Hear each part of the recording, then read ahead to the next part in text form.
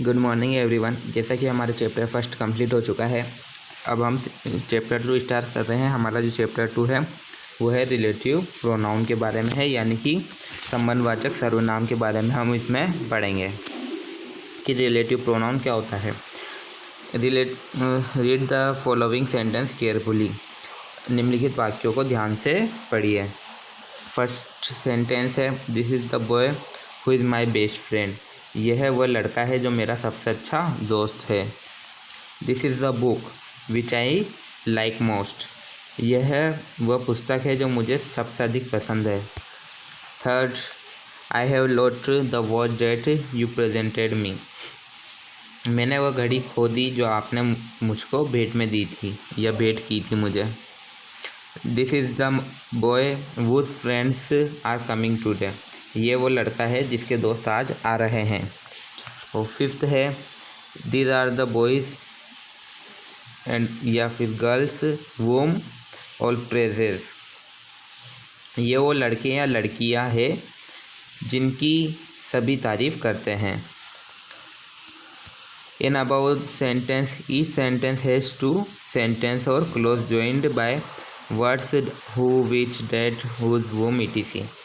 हमने देखा कि उपरोक्त वाक्य में जो अभी हमने सेंटेंस देखे हैं उनमें हमने देखा कि प्रत्येक वाक्य में दो वाक्य या खंड होते हैं, यानी कि प्रत्येक सेंटेंस में एक जो सेंटेंस है उसमें दो वाक्य हैं या दो खंड, अलग अलग दो सेंटेंस है, दो खंड है जो हु विच डेट वोम और वूज जैसे शब्दों से मिलकर बने हैं, इसके शामिल होने से बने हैं, यानी कि ये जब वर्ड से जोड़े गए हैं तो वो एक सेंटेंस बन गया है।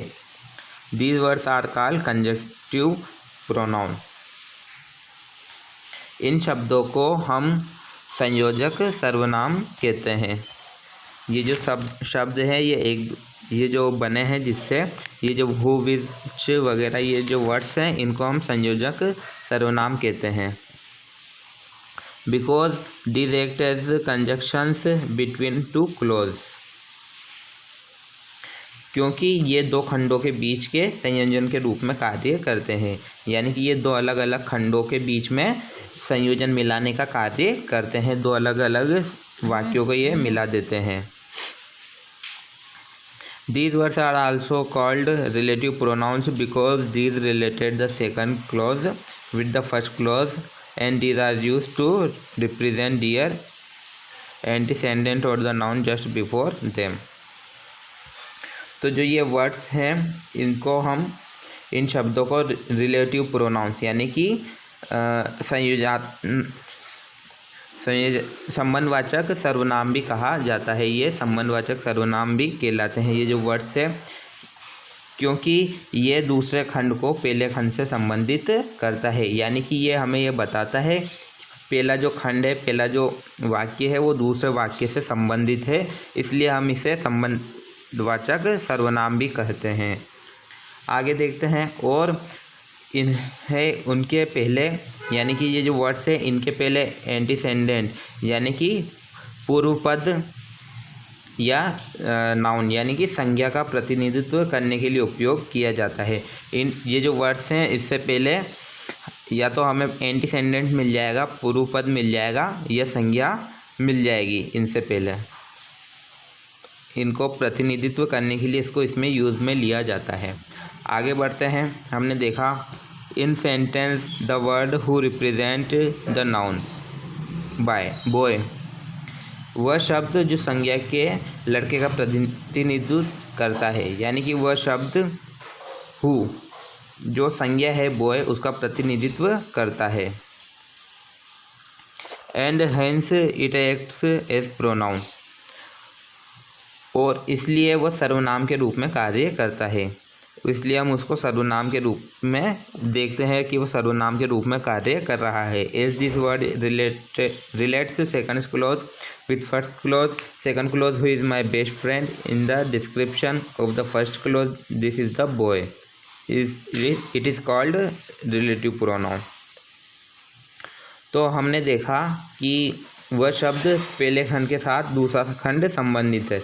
यानी कि हमने देखा एक सेंटेंस में जो पहला खंड है वो दूसरे खंड से संबंधित है। दूसरा खंड जो था, जो मेरा सबसे अच्छा दोस्त है, और पहला खंड का था कि ये लड़का है, तो ये एक दूसरे से रिलेटेड है।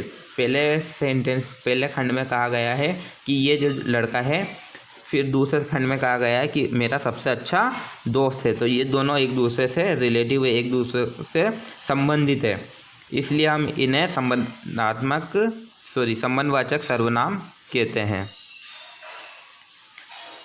Hence all words who, which, that, whose, whom relative pronouns।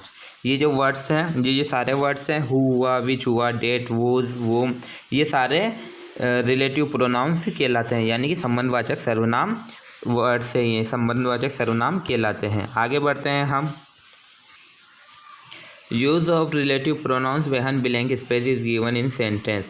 यानी कि जब रिक्त स्थानों में हम संबंधवाचक सर्वनाम का यूज़ करते हैं, रिलेटिव प्रोनाउंस का यूज़ करते हैं, तो उसके बारे में हम देखते हैं कि कैसे यूज़ किया जाता है। शॉर्टकट्स से देखते हैं हम इसके क्या है। यूज़ ऑफ हु हु का यूज़ हम किस तरह से करेंगे। सबसे पहले तो इसमें हम देखेंगे कि who is used when there is an any person before blank space and verb after blank space. यानी कि ब्लैंक स्पेस जहाँ हो उसके पहले कोई पर्सन हो और ब्लैंक स्पेस के बाद कोई वर्ब हो, तो उस तरह के सेंटेंस में हम हु का यूज़ करेंगे। जैसे यहाँ पैटर्न दिया हुआ है, पर्सन हो प्लस ब्लैंक स्पेस हो फिर वर्ब हो, तो इस तरह के सेंटेंस में हम हु का यूज़ करेंगे। जैसे कि इसका फर्स्ट एग्जांपल देखते हैं। आई नो मिस्टर शर्मा, यानी कि ये पर्सन दे दिया, फिर ब्लैंक स्पेस है, फिर टीचर्स यानी कि वर्ब आ गई, यू इंग्लिश, तो इसका आंसर हु आएगा। इस तरह से सेंटेंस। इस second example, the boy, person आ गया, फिर ब्लैंक स्पेस, उसके बाद स्टैंडिंग, ये वर्ब आ गई, तो इसमें भी हु आएगा। ये इसके कुछ एग्जांपल देखें। आगे बढ़ते हैं हम। यूज़ ऑफ वूम का यूज़ देखते हैं कि वूम का यूज़ कहाँ किया जाता है। Whom is used when there is an any person before the blank space and another person plus verb after the blank space। तो इसका मतलब ये है कि ब्लैंक स्पेस से पहले कोई पर्सन हो, ठीक है, और ब्लैंक स्पेस के बाद कोई अनदर पर्सन हो प्लस वर्ब हो, उस तो वहाँ पर हम वूम का यूज़ करेंगे। जैसे कि यहाँ इसका पैटर्न बताया गया, जैसे कि कोई पर्सन हुआ प्लस ब्लैंक स्पेस, फिर प्लस सेकंड पर्सन या अनदर पर्सन, जो यानी कि सब्जेक्ट हो, एक और सब्जेक्ट, वो प्लस वर्ब, तो इस तरह के सेंटेंस में हम वूम का यूज़ करेंगे। तो इसका फर्स्ट एग्जांपल देखते हैं कि द बॉय, ये फर्स्ट पर्सन हो गया, फिर ब्लैंक स्पेस आ गया आपके, ठीक है। ही गिव मनी, यानी कि ये आपका सेकंड पर्सन हो गया या सेकंड अनदर पर्सन हो गया, प्लस वाज वेरी पुअर, ये इसकी वर्ब आ गई। तो इस तरह का सेंटेंस जहाँ पर हो उसमें हम वूम का यूज़ करेंगे। एक और एग्जांपल देखते हैं।